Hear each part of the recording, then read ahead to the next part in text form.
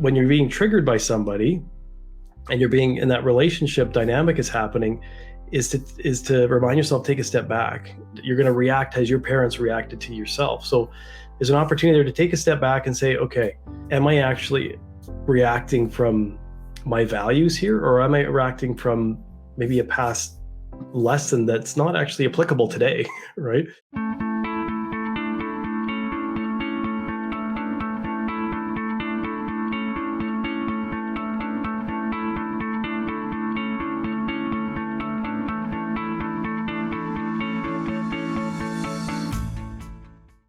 What is up, everybody? Ed Gow Jr. here of Dad Central, joined by Mr. Drew Solon of Dad Central. What's going on, Drew? What's up? What's up? Well, the day we're recording this, it is leading into Father's Day.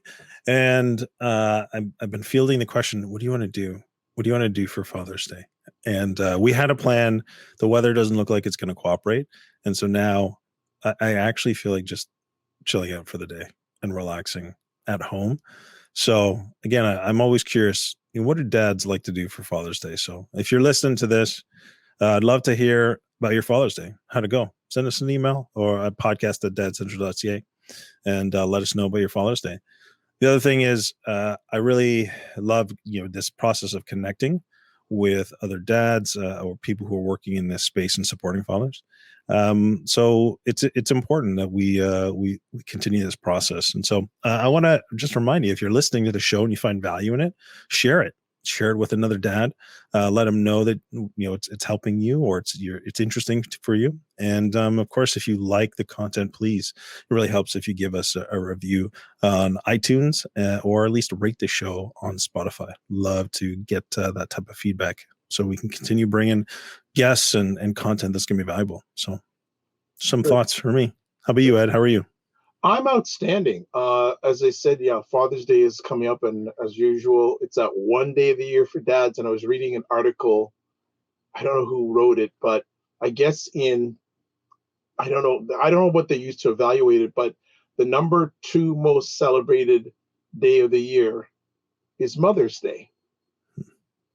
And this writer was saying Father's Day is around 27, 28. So I want people just to think about that. Yeah. I just want people to just like things that make you go, So we want to move Father's Day up in that popularity, because actually, little insight here, I was at a virtual conference last week, and they were talking about fathers and mental health.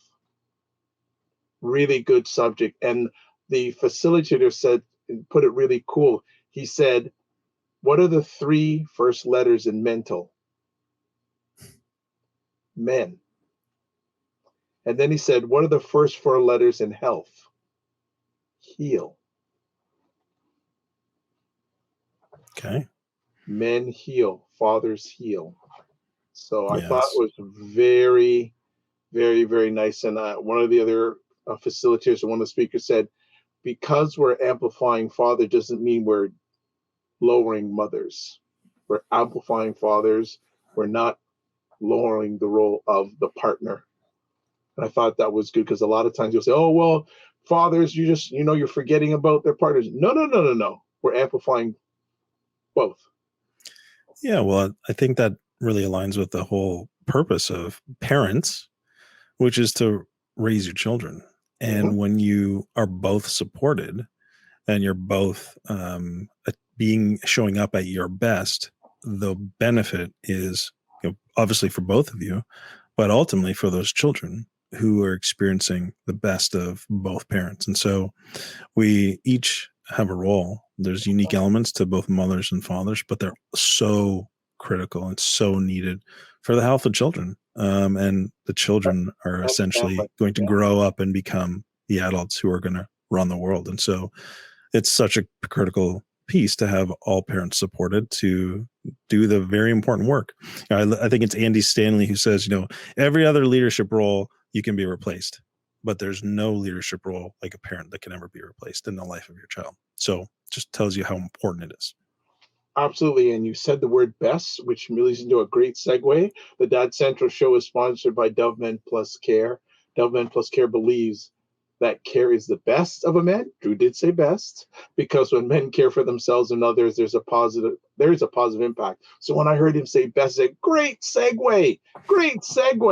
So thank you, Drew, for that segue. I didn't know we were going to put the DM plus C tagline in there, so you set us up very well. So thank you very much, sir. Happy to be a good teammate. Oh, absolutely. And actually, you know what? I guess our friend will have to wait for another, because you mentioned about team, and I know Drew is all about leadership. And I had a few weeks ago, so 2 months ago, the opportunity to attend a 4-hour session with a gentleman who used to be the VP of Volvo worldwide. And he talked about leadership and teams. And people say, where are you going with this with Dad? So, well, I'm getting to it. And one of the many great things he said is that it's a very valuable that a leader, and I'm also saying a father, has a good team, because a good team covers a father's blind spots. Absolutely. So important. So that whole partnership piece and parenting as a team, but also having that phrase, it takes a village. Mm-hmm. Also very important. So since we've got our new friend, we'll never get our new friend. Yes, we're going to get our new friend on. So we have another new friend on the Dad Central show, and Drew's going to do the introduction. Thank you, Ed. Well, today we're talking with Aaron Sully. He is the founder of Engage Coaching Group. He's also the author of a book called Engage, Connect, Grow, 52 Lessons to Get to the Heart of What Truly Matters. So what truly matters, pretty important, fatherhood. And so Aaron is also a dad to 2 boys. And so Aaron, welcome to the show. Looking forward to having you and hearing all about the work that you're doing, but also your personal story. So welcome. Thank you, gentlemen. Thank you so much for having me. Great stuff. Great to be here. How's your day going today, Aaron? Going well. Yeah, having a good day so far. Good stuff. Yeah. Drew, I'll let you kick it off. Yeah, well, Aaron, our pattern in the show is we like to get into the backstory, a little bit of the early years and how that led to, Aaron becoming who Aaron Sully is now and the work that you're doing. So if you would, Aaron, just start by telling us a little bit more about life growing up and how that led to maybe where you're at now. Definitely. Happy to share that with you and the listeners. So I grew up what would look like a middle-class, normal upbringing. My dad was a professional. He was an accountant. And my mom, she was at home with myself and my brother and sister, and typical, raising us very well, and to be respectful and kind and loving to each other and to others. And but there was a component of it that I didn't quite understand when I was younger. I knew a bit about my past, but I didn't really connect to it, because an element of my story that took me some time to really get a better understanding about was my mom actually separated from and eventually divorced my birth dad when I was just recently born. So within a few months of me being born, my mom moved away to my grandparents' house, and so my father, who I call Dad today, is technically my stepfather. He adopted me when I was like 4 years old, and the relationship with my real father never really developed. When I was young, my father to me was my grandfather, and so I had this deep connection to my grandfather, living in their home for my first 2 years of life, and then living quite close to my grandparents, all of my younger years.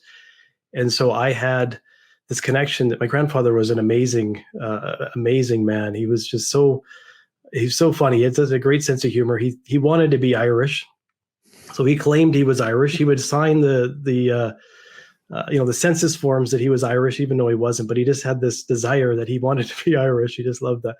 But he was a radio broadcaster. He started a radio station with his business partners up in northern British Columbia, and I just looked up to him. And he taught me a lot about just being myself, and we would practice being radio broadcasters and recording our voices and all these types of fun things, and listening to radio shows, and then that connection with him it truly was almost like father-like, even though I had Roger, who I call my dad today, he was the typical dad as far as he was a really good provider. And that bond was different. With him, it was more around sports. So he actually was one of the unique dads that I had growing up in the circle of dads, my friends, that actually would play basketball with me and my buddies. We'd play ice hockey in my backyard, and he'd be out there playing. My friends sometimes would be kind of joking with me that what's my dad playing with us, but it was pretty cool that my dad's out there playing and the other dads aren't, right? And so I had this connection with my grandfather, and then a different kind of connection with my with who I called my dad, and then saw my birth dad when I was about around 10 years old. And I never really remembered him. I apparently had seen him a number of times when I was little, and he showed up close to my birthday. And my birthday is actually on Christmas Day, so he came a few days before Christmas, and he had a gift for me, and it was a very odd kind of conversation because my mom was close to the room, but she was on the outskirts and kind of in the kitchen. But I could tell she was not happy. Like she was quite not impressed with this fellow. And I just was enamored with him. I was learning about him and meeting him at 10 years old, and thinking that this would be like a new kind of father figure for me. And the gift he gave me, like we kind of had this rule that you didn't open your Christmas presents till Christmas. But I got to open his early, and it was like a Pac-Man arcade game back in the 80s, little handheld game. So it was like the best present ever. So I was just enamored in this fellow, and looked forward to connecting with him more. And he asked for my picture, to one of my school pictures and that, and then never heard from him again. And was kind of had this all through high school, and that it was always in the back of my mind is, okay, I have this real dad, but my mom seems very angry with him. So there's just something going on there. And there was no real connection happening. And so through high school, I had a lot of anxiety. And I did actually as well lose my grandfather at 10 years old as well. And so that was extremely hard. I was suffering, and nobody else seemed to be, as far as my siblings or my cousins, because I had this different bond with him, right? So I was, the kids weren't allowed to go to the funeral. And so here I am losing someone that I absolutely care about, and left to kind of mourn on my own and not really understand about, what life's going to be like. And after losing him, I struggled in school. I struggled with connecting with my friends, and in high school I had all this anxiety, and looking back, it had something to do with that loss in some ways, but also just part of who I was. I was very shy, and had a difficult with my confidence and self-esteem, a lot of difficulty there. And so that really impacted me in my adult years as I dealt with depression and anxiety on and off, and never really knowing how to deal with it and really understand who I am as a guy, as a man. I felt different. I felt more connected to my mom. I didn't feel as masculine, as the typical guys I hung out with that were really like jocks and, wanting to, be competitive and all that. I still competed in sports, but I struggled with the, aspects of it, because I just mentally just felt different, and I cared more about things that other guys didn't seem to care about. Right. I was more feeling based. So I felt like that. What's wrong with me? There's got to be something wrong with me. And that kind of led to my, in 2011, I was in one of the deepest, darkest depressions of my life, where I was going through my separation of my first marriage. I had a 2-year-old at the time. My oldest son was 2. And I was in the basement of the townhouse that we owned, contemplating what's wrong with me here? Like keep getting depressed. I'm not stepping up as a man here, as a father. Why do I keep struggling with just being like all the other guys, which I thought, right? I'm just assuming that I am not strong enough. I'm not being a good husband. And in that basement, I had this aha moment where I needed to stop asking myself, why is this happening? And I needed to ask a different question. I needed to ask, what is this for? Like, there's got to be a reason for this. And as I started to ask that question and look more at what the purpose of what I was going through was, and look deeper, is when I started to really understand a bit more about, who I wanted to be, my values, and that all these things I was believing that was wrong, or something was wrong with me, was actually not true. It's just part of the kind of guy that I am, and there's nothing wrong with that. Aaron, thanks so much for sharing. There's a lot involved just Yeah. in that short story that you shared. But that last part, the word that came to mind for me was, searching for identity. What are your thoughts on that as I share that? Yeah, it took me a long time to figure out what that actually meant. A lot of self-help books that I read over the years and courses I took were, talking about, who are you? What is your identity? And to me, it's a journey. It's not necessarily like some people seem to know who they are, and they can embrace it. But if you don't, it's okay. For me, it took me a bit of time to figure that out, and it can evolve over time. Who you are when you're 20 can be completely different who you are when you're 30, right? And there's an evolution there. And I realized that it's not a matter of getting too wrapped up into having this one identity, because that identity changes when you get married, when you get a career, when you become a father. Like, the identity kind of evolves and changes, and it's not one definition. And you get to decide ultimately, who you want to be.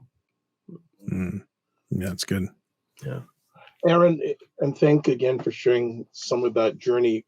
Can you pin down when you made that turn? A big point was when that divorce happened, that separation and divorce kind of came to a head there. It was kind of a big focal point in my life, because I didn't talk a lot about my depression for many years, because it felt like it was, mental health it's so great now that everybody's talking about it, because back in the 90s and that, when I was going through it, you didn't tell people you were seeing a psychologist. You didn't tell people you were in therapy. Something was wrong with you if you were having to talk to somebody.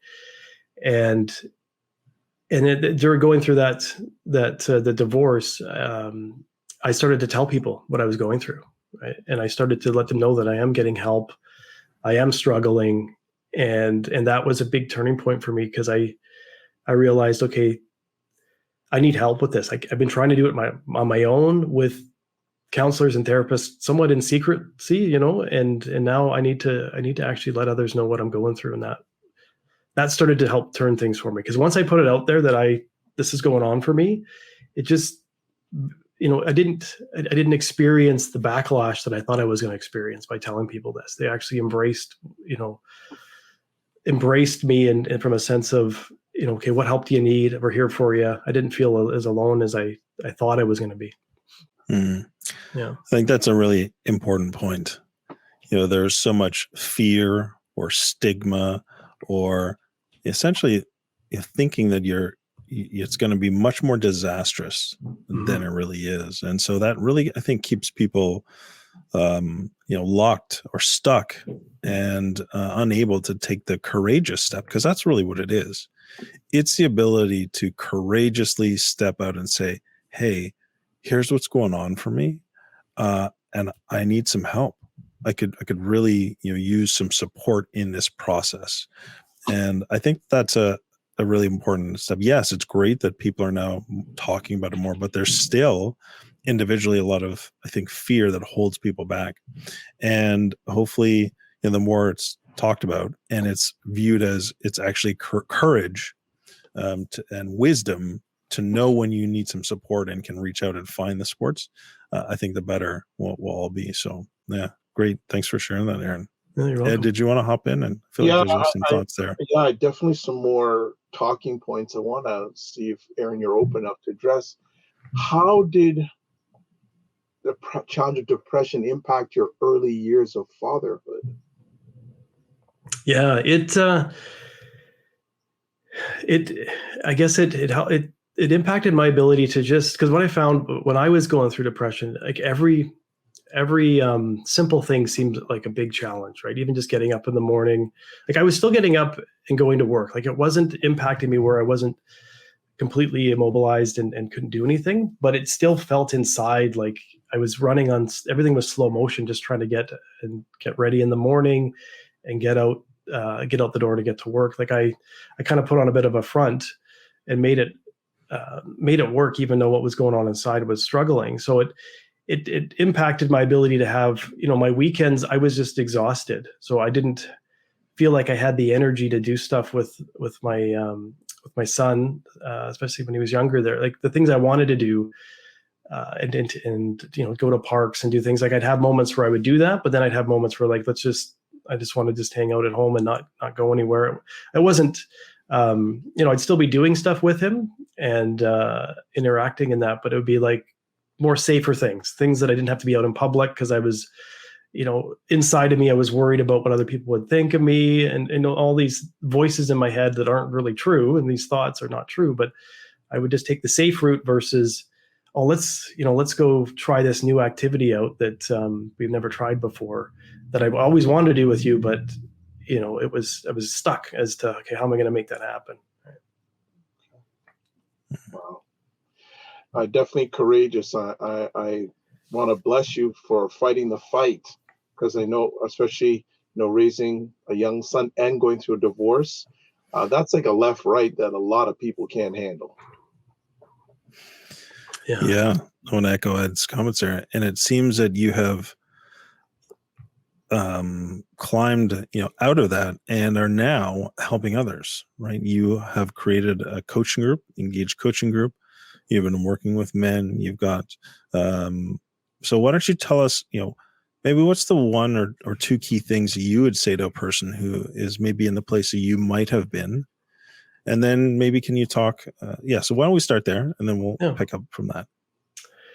Yeah, I think the biggest thing is to know that there's help available. Like even when it feels like you're all alone in the struggle, that there is the ability to get help, whether it's through your work benefits, whether it's through some type of other resource, even just reading a book, journaling your thoughts. There's easy ways to get help, and get support. The other thing that the men that I work with, the one thing I start to work with them on is their feelings and actually embracing their feelings. The therapist that I saw many therapists over the years, psychologists and then registered therapists and other practitioners. And it was when I was going through my divorce, there was one that I connected with that was really the right one for me. It took some time, and so I encourage people to just know that if the therapist or anybody, a life coach, or whoever you're talking to, if it's not working, it may not be the right fit. But this particular one, and I came to her and I said, I've got depression that I've been dealing with for years. It just comes and goes. I'm struggling with dealing with it. And she said, well, you know what depression is? And I said, yeah, it's this dark cloud that hangs over me that makes it feel like everything's impossible and that I can't move forward. And she's like, yeah, that's definitely a good definition for it. But the other thing is that depression can also be looked as anger turned inward. And the light bulbs didn't went off for me when she said that, because I had no relationship to anger at all. I stuffed it. I was taught as a kid that you're not allowed to be angry, right? If you're angry, you're bad. It's not a good thing to be angry. And so I ended up working with this therapist and doing other work around anger and changing my relationship to it, and knowing that it's okay to be angry. When you're angry, it's not okay to go start beating people up and using it aggressively, but it's okay to feel it. It's okay to release it in a safe way. And on the flip side of anger is actually passion. So you want to connect to anger because you're going to be able to connect to what you're passionate about. And so that's one thing that I encourage men to do is to connect with your anger in a healthy way. Find ways to do it in a way that's going to actually get you connected back to what you're passionate about. Yeah, that's really important. Ed, I see you want to hop in there too. So do you want to go first? If I could. So I'm looking at a little bit of a journey here. You had a test. You made it your testimony. When did the aha moment say, you know what? I can help other fathers and men that are going through this? Yeah, I actually, when I was going through my I was going through that separation that eventually led to a divorce, my first marriage there, I ended up enrolling in a program, a personal growth program that really was for me. It was just to focus on, I got to figure myself out here. And what I realized, the first year was all about yourself. And then the second year was about helping others. And then the third year was leadership. So it was a 3-year program. I just signed up for year 1. But when I got into year 2 and they started to teach around how to help other people, and there was maybe myself and 2 other men in the group. It was all women primarily. I started to realize, just from me sharing my story and hearing the story of the other men in the room, and then what the women were saying, more men need you guys out there, right? What you've gone through, you can teach that to our partners, to our brothers, and that just made me start to look at, okay, like, yes, can I help other men that have gone through similar journeys I have? And so that led me to, completing that program to be able to do the coaching that I do, and realizing that as I went through that, I just encountered more and more men that were, struggling and needing help, and I'm there's a need here, and you see it in the statistics, around mental health and men. It's impacting everybody, but men are impacted in other ways than women, and I think a lot of it can also be tied to their purpose. And if they've lost their way as far as their purpose and who they are, that impacts, how they step forward, and they get stuck along the way. Drew, go ahead. Yeah, thanks, Aaron. Thanks, Ed. Your point before about emotions, I think, is really crucial. And I'm not sure if you have heard of Jason Wilson. He's an author. He works with youth in the city of Detroit, inner city of Detroit. He has a documentary on ESPN called The Cave of Adullam, and another book actually called Battle Cry. And the whole point of his books and his message is really saving men from emotional incarceration. And he really focuses on the fact that these emotions, if you lock them away, if you keep them stuffed, if you don't actually become aware, process them, and let them out in a healthy way, they'll actually keep you incarcerated. They'll keep you locked up in a prison. And so it sounds like what your point was is exactly the same. And so I think I don't want to leave that point without putting a little bit of an emphasis there, that dads, men, people, actually anyone in particular, if they're not able to healthily address or work through their emotions that are on the inside, it creates potentially disastrous effects. And I think personally, when you say this mental health crisis, it's not mental health, it's emotions. Yeah. It's everyone's ability to accept, become aware of, accept, and then healthily process those emotions and communicate them in a healthy, respectful way to others that breaks down all the barriers, that removes a lot of the junk that we all carry, and it keeps us stuck. So I just wanted to put that out there, but also ask your thoughts on that. It's so important because there's such a focus on IQ, and there needs to be in the school system, there needs to be that, and it's starting to happen more and more on the EQ, the emotional intelligence side, the emotional side of things, right? Is making sure that the emotions are part of that. Not just are you intellectually intelligent, but bring the emotions are actually what are going to help move you forward. Because you can be absolutely brilliant, but then emotionally not be able to connect with yourself, with other people. And we all need human connection to be able to live in a harmonious life, right? Yeah. And so the more that we can, yeah. Oh, sorry, go ahead. No, you go. Yeah. Well, so what did that look like for you then, as you got to a better place with your emotions? I mean, what practically, what would that look like for somebody if they're saying, well, like you realized your anger and then you were okay with it? But like, can you walk us through that? Yeah, I actually, to be completely transparent, I started feeling sadness more, right? Because anger can be viewed as a surface emotion. And what's happening is that anger, once you actually let it out in a safe way, another emotion is going to show up. And for What me, would be a safe way to let anger out? Can you a talk safe about that? way is to scream into a pillow, or use a pool noodle against your bed, right?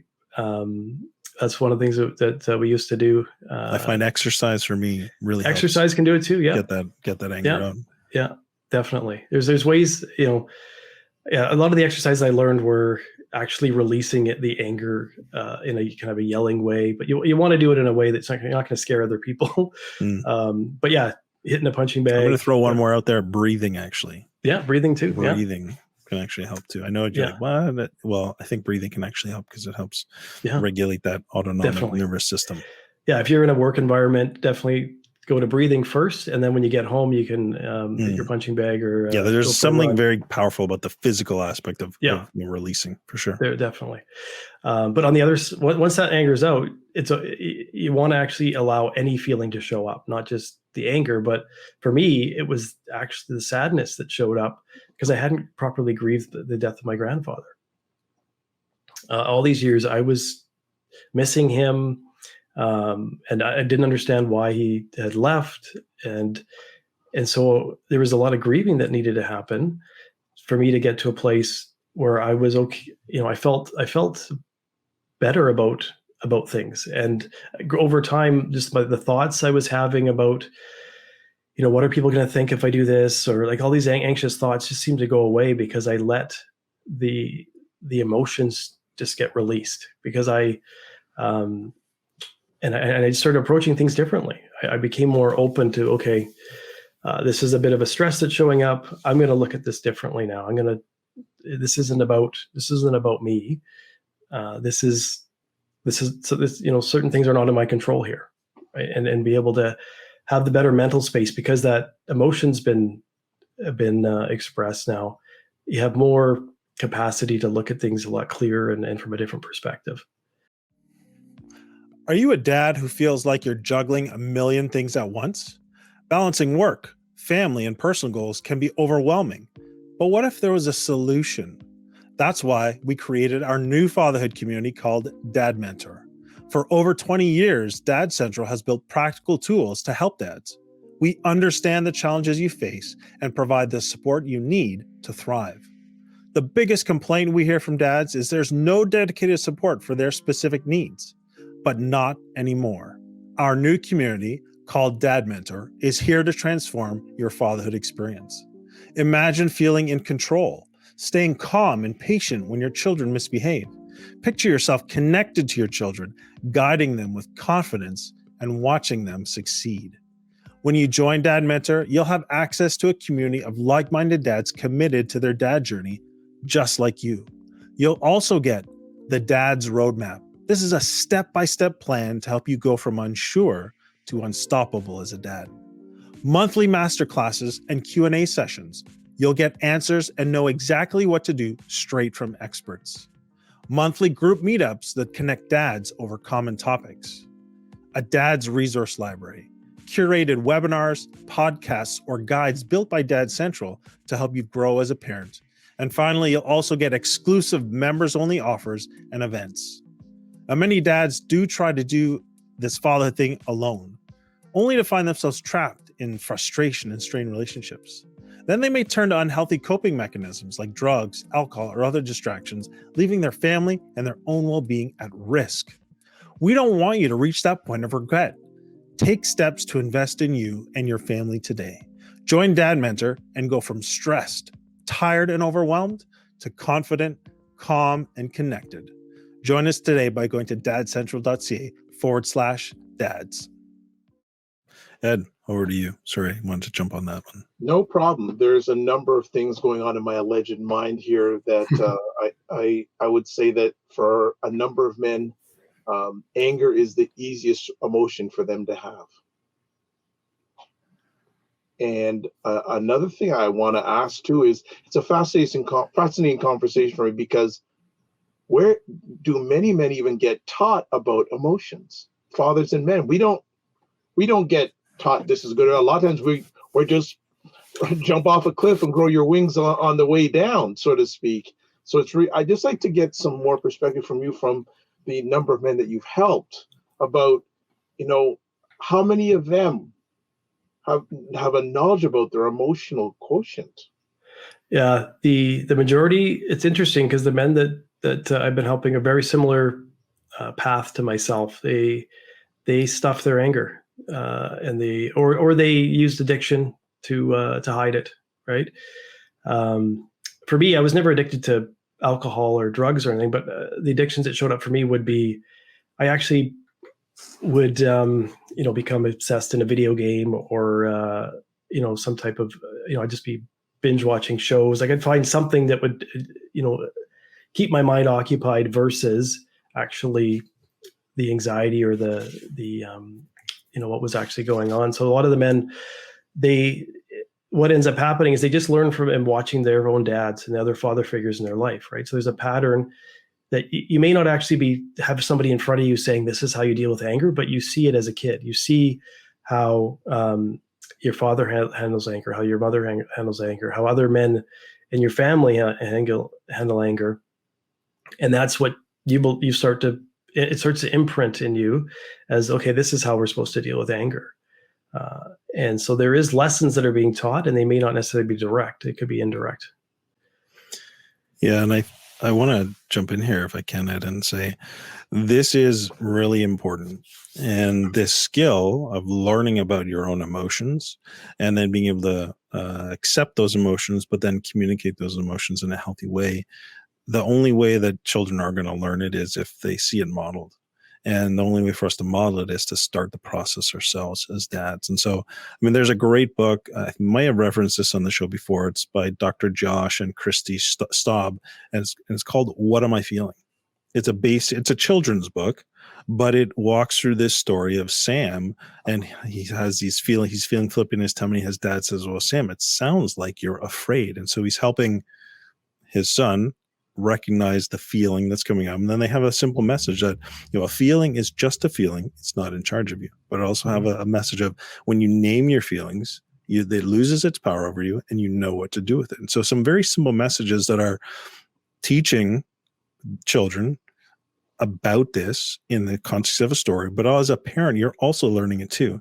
Then the other step I think that's really important, I want to show, is learning to use words like I feel, and then actually put an actual feeling word. So we got a feelings chart in our house, sad, scared, embarrassed, guilty, happy, so that kids can understand. And we actually have to model that. And so, man, I feel really sad about this situation, or I feel really angry about this situation, and being able to communicate in that healthy way and help kids with naming their feelings too. Anyways, that's really important. And I wanted to just talk about, these are some practical things you dads can do, getting these books, getting these resources, and just starting to model it yourself, which is your point. So very good. I love the feelings chart. I love that. Having it right there for your kids too. That's awesome. Yeah. Ed, back to you. I keep jumping in my interjections, but no problem. I want to take a look at something interesting in regards to fathers, especially with fathers, the different groups of relationships that they've got to manage emotions. So if they have a partner, that's one set of emotions they got to regulate. If they have kids, that's another set of emotions they've got to regulate. And one that a lot of times goes missing is their relationships with other men. Mm-hmm. Would you like to expand on any of that I've just shared? Yeah, what I learned from the teachings that I was taught around relationships is that a lot of people that are in our life are really a reflection of a past relationship. So your partner is going to have elements of your parents and the behaviors in them, right? So if you're being triggered by your partner, or even somebody at work, or other men that you hang out with, a lot of it could be tied to your beliefs, your values around that you were taught as a kid, and our partners and our kids actually trigger us the most because we're in that family type of dynamic, which is how we grew up, right? So a key aspect of that is to remember that just when you're being triggered by somebody and you're being in that relationship dynamic is happening, is to remind yourself, take a step back and reflect on who are you actually seeing across from you. Are you seeing your father in front of you? Are you seeing your mother in front of you? Because if you are, you're going to react in a certain way that may not help things, right? Um, so and your kids even, right? Your kids maybe not listening and you want them to do something, and you could almost be seeing yourself in that moment as well, and you're going to react as your parents reacted to yourself. So there's an opportunity there to take a step back and say, okay, uh, am I actually reacting from my values here, or am I reacting from maybe a past lesson that's not actually applicable today, right?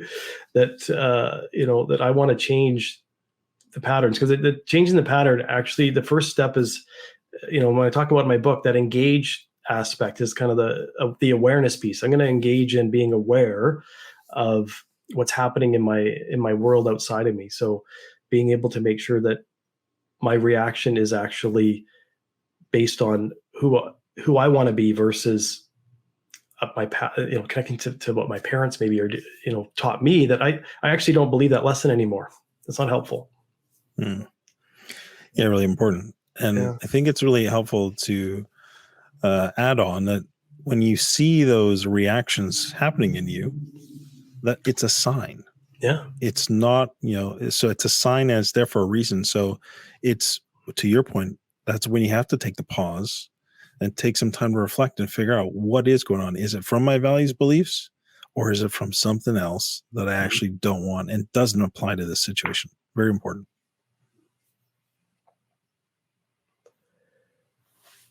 That's really good observations that we're hearing here today.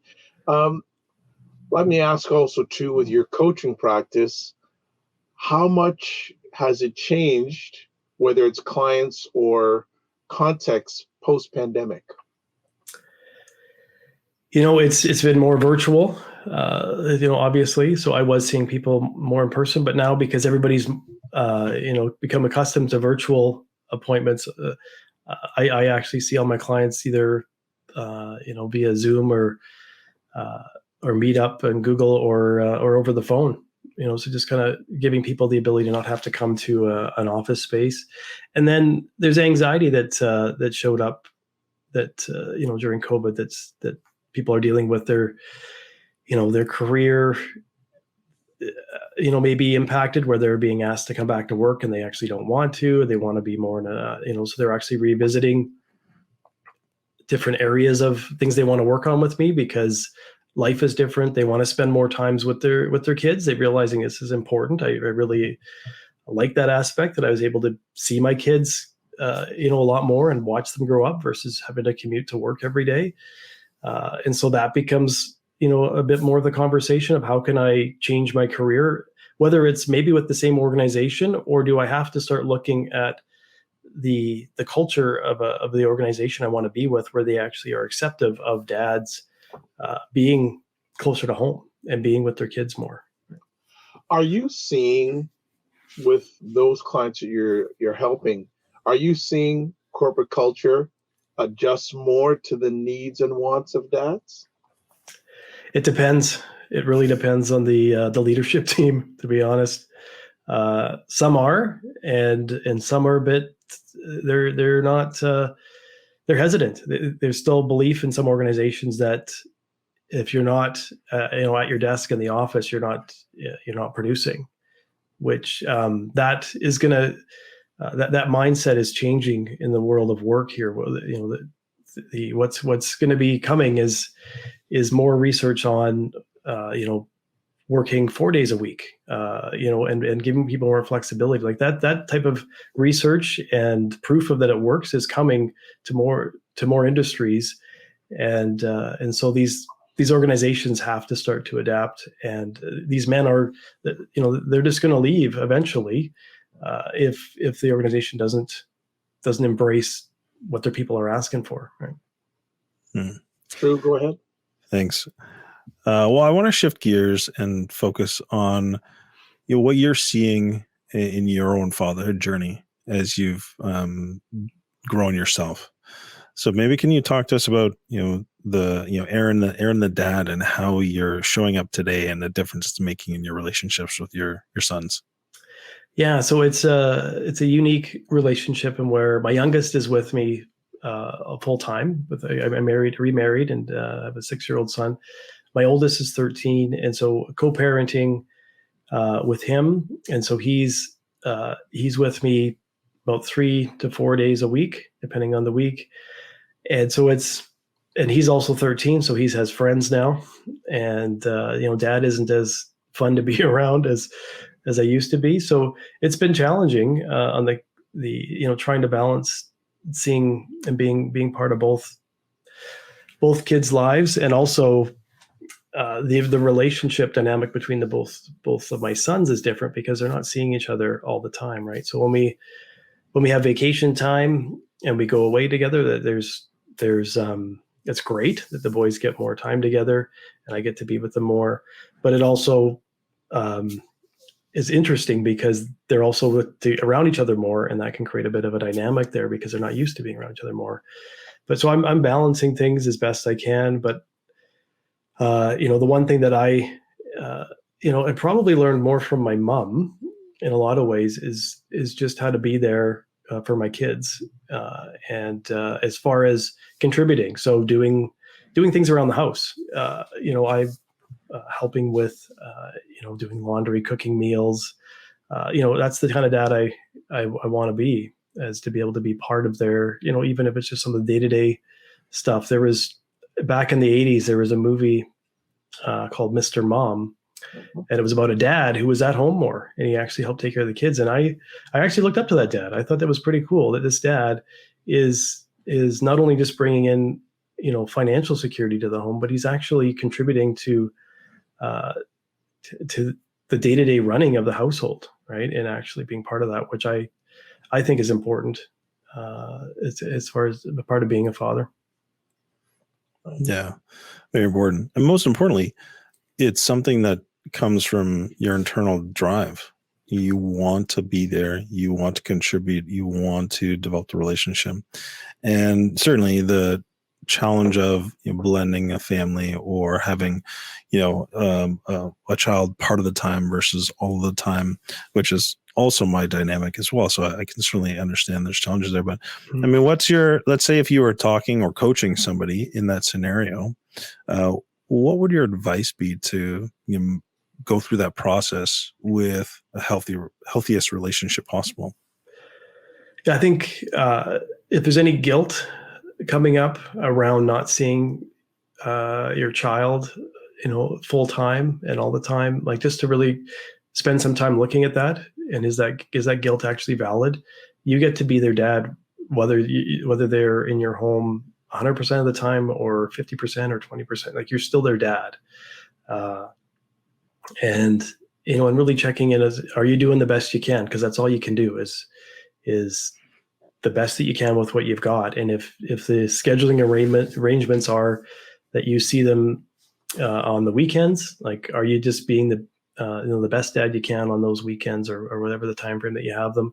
And the beautiful thing about technology is I can still talk to my son when he's not here, right? I can still text him, I can still phone him, and so I can still have a relationship with him even if he's not physically with me.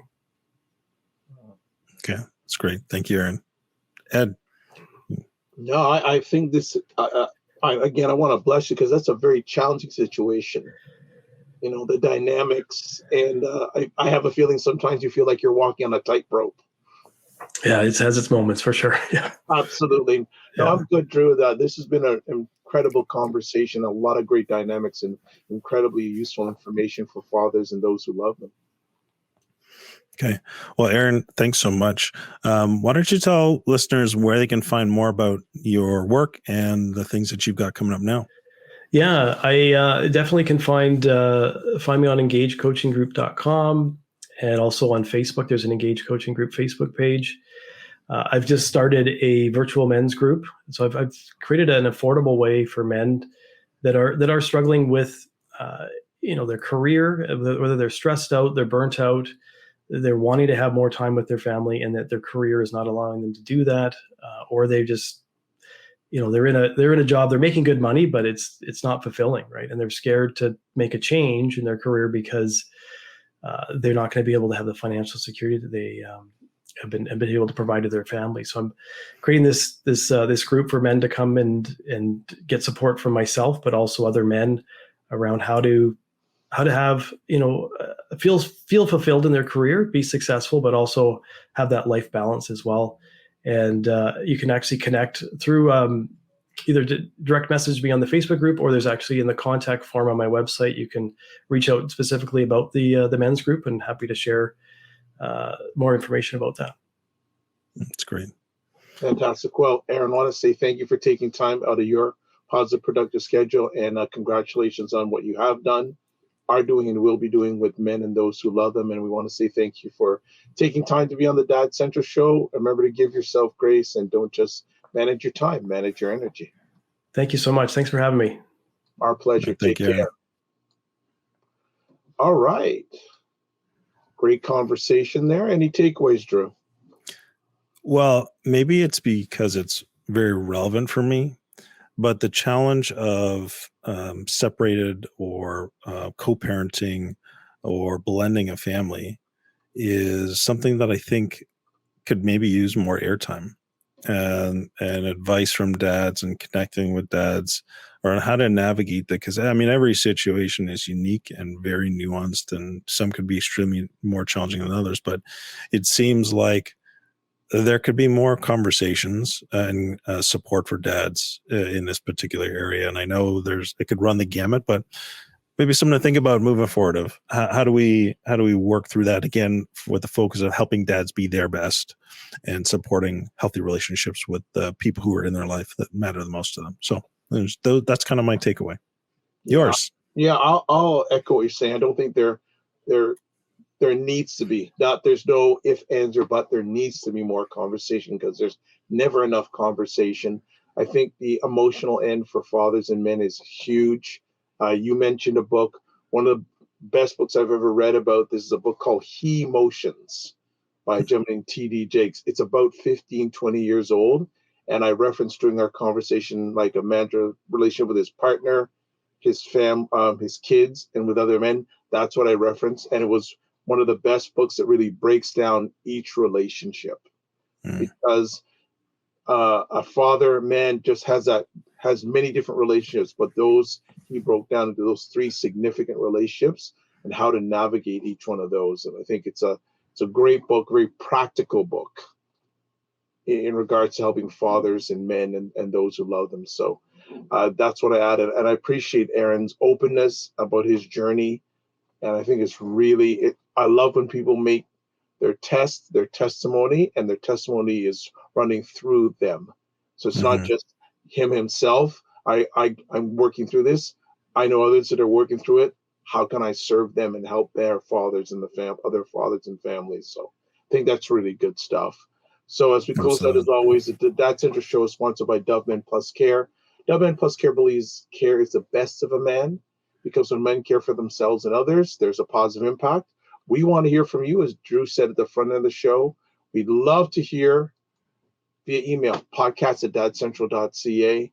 Also, we have Dad Mentor coming. You want to spend a few quick seconds on that, Drew?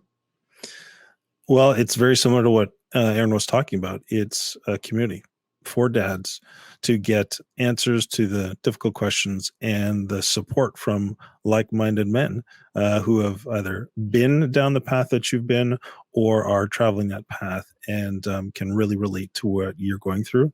It's built off of all the resources that we've developed over the years, and we want to bring men together in a forum that uplifts and really encourages them and equips them with the tools to be the best they can be. So, yeah. Okay. And also, if you want to listen to some of the great, all the great conversations, not some of the great conversations, all the great conversations we've had, go to dadcentral.ca/podcast. And there is piles of free resources for fathers at dadcentral.ca. So as always, I want to thank you for taking time out of your schedule to listen or watch our conversations. Remember to give yourselves grace and don't just manage your time, manage your energy, and we'll see you soon. Take care.